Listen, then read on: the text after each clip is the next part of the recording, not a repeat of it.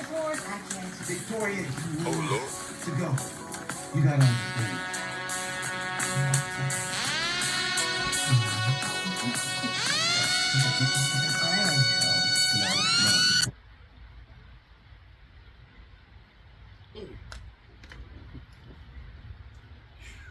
Wow. Weather is crazy. What's up, good people? Mark Holmes here, and as always, I want to say thank you all for watching, commenting, subscribing, and being part of the Joe Blue Sports Report.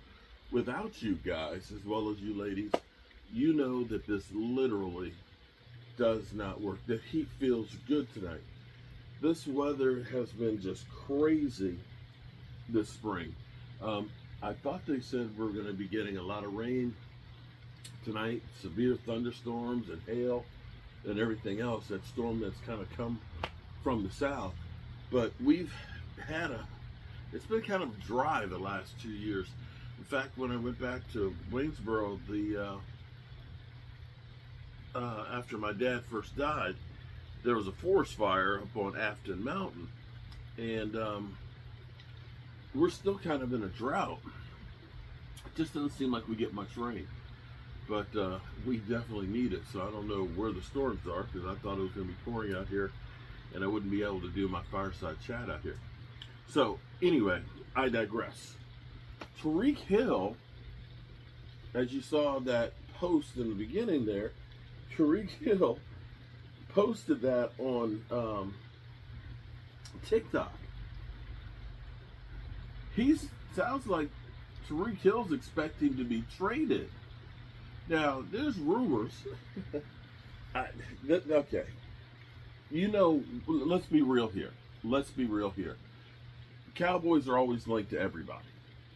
The Cowboys are always, because everybody knows that the Dallas Cowboys put the fans in the stands.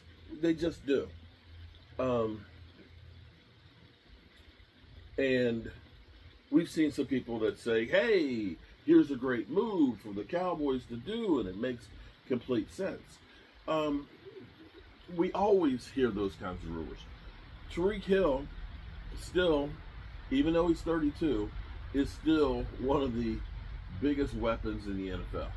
For how many more years, I don't know, but it is $30 million a year. Yeah, I don't know if, I got to look at the numbers and see if Miami trades them, if there's any money that first year that they would have to eat, or how that would work. In fact, I need to go look at that all the way around. It's an interesting thought, to say the least. That would, if the Cowboys were able to do that, like let's say it ends up being a third round pick. Let me ask you this. Do you see the Cowboys drafting anybody in the third round that would have an instant impact like Tariq Hill? I don't. I really don't. That would be one of those ones where Stephen Jones, and as much as we all hate Stephen Jones doesn't lie to you. Stephen Jones will tell you just like it is. You know, well, we just don't see spending a whole lot of money this year because, you know, we got difficulties, signing players. And contrary to what people believe out there, that you can just go ahead and sign all these players and just put the money down the road and things, that we get it. You know, the Eagles have won another Super Bowl, and they've done some things, but, you know, they're headed for cap Armageddon, and, you know, we just don't want to be in that kind of position like the Eagles are going to be at some point, you know, between now and, you know, hell freezing over. Yeah, there's that. But that would be an intriguing thought. I doubt that it happens. I really doubt that it happens, but it's always good to have conversations about great moves like that. Today I saw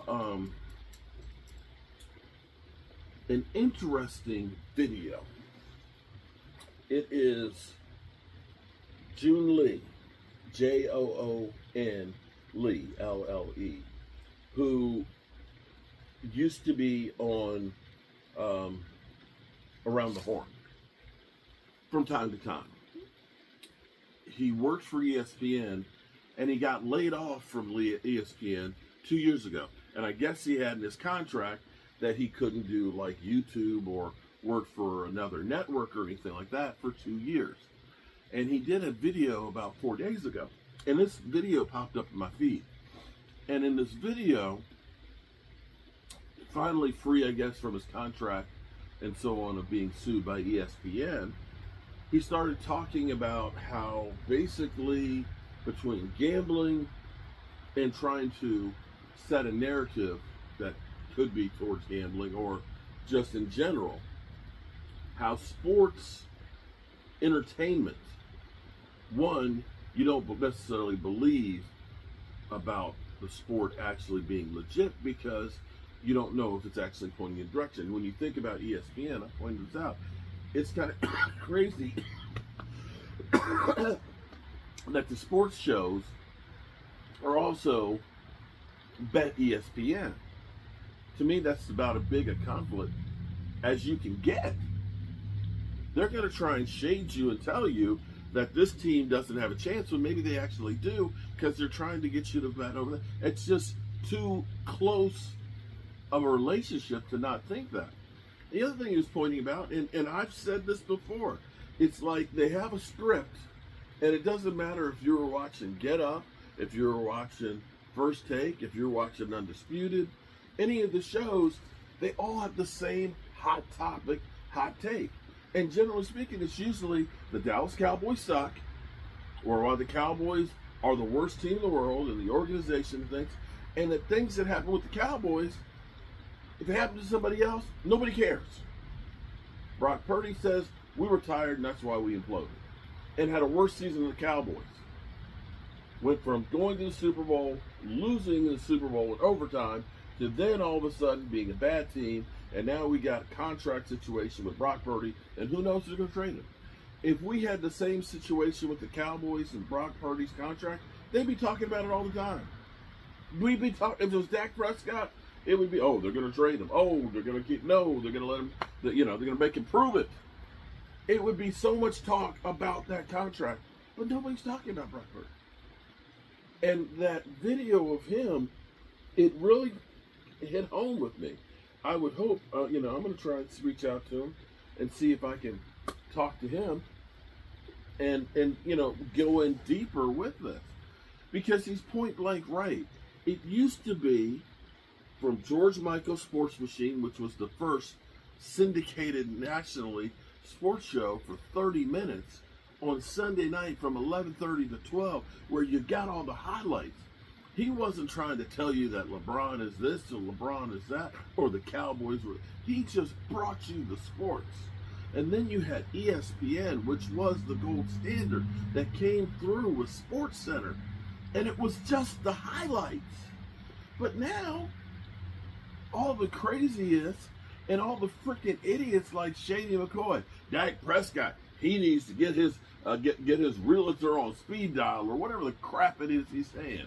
Dak Prescott is ass. They don't even give you legitimate takes. It's all so scripted bullshit. And it's sad because, as he pointed out, you're seeing some incredible things like between Pat Mahomes, hell, the Eagles winning a second Super Bowl. Who thought that was going to happen in our lifetime? Much less one. But seeing the evolution of sports, and we get micro-set on stupid, mindless minutia talking points that it's really not even sports anymore. It's just bullshit. And he also pointed out why things like what we do here are beginning to resonate with the real fans. That the ESPNs and the FS1s and those shows are getting played out. You're seeing Undisputed die off. You're seeing, all of these shows that don't have the viewership anymore. That everybody is kind of coming to social media platforms and leaving all of these things behind. And maybe in some regard,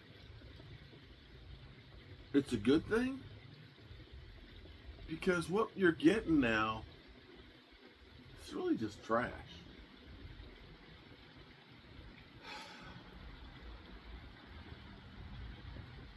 It's amazing. It's amazing for me, and it's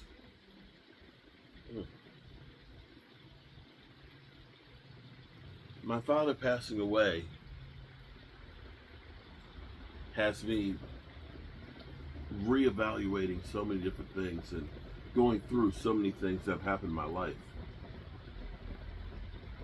We have a meeting with the funeral home tomorrow to make final arrangements and things, and they're going to put together a video, and so we need pictures. And so I've been going through photo albums with my mom and things, and there's a picture I came across of my dad, and there's several great pictures, but as about a 5-year-old kid out sitting on a picnic bench, because I've always told you guys I always wanted to be just like my dad, and I'm sitting there and I got a piece of watermelon in my hands, and my dad's sitting right there beside me, and he's got a piece of watermelon in his hands, and I knew I always wanted to be like him.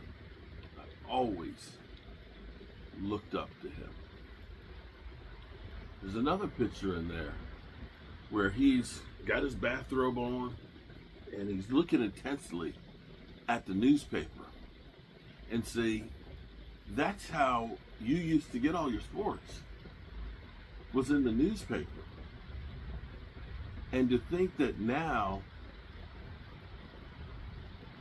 some 50 plus years later, I'm sitting here and I'm giving you sports news, just literally blows my mind away. Just blows my mind away.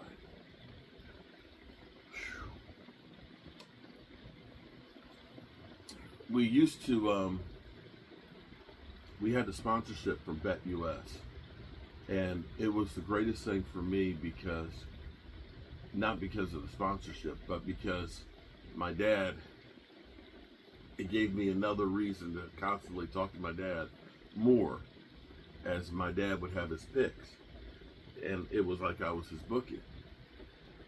And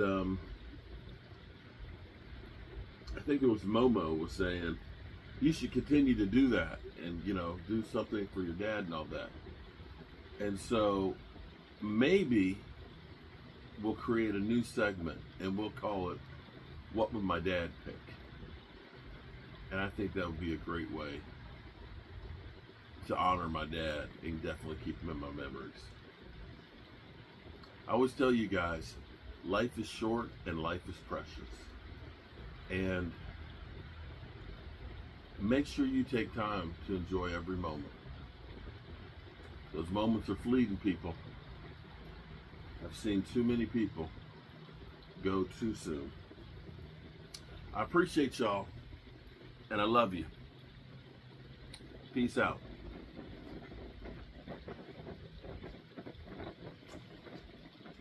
Hope that damn fox ain't out here.